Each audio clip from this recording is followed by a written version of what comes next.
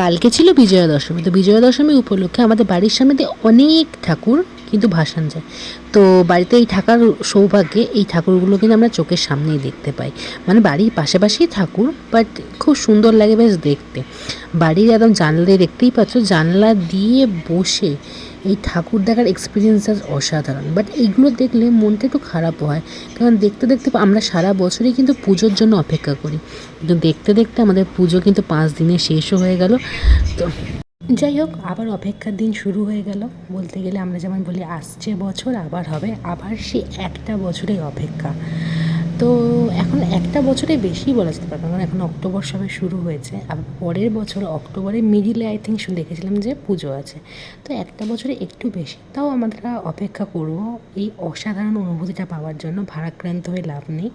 তো সবাইকে জানাই শুভ বিজয়া, এবং আসছে বছর আবার ভালো করে আমরা এই দিনগুলো সেলিব্রেট করব এবং আরও আরও আরও মজা করব।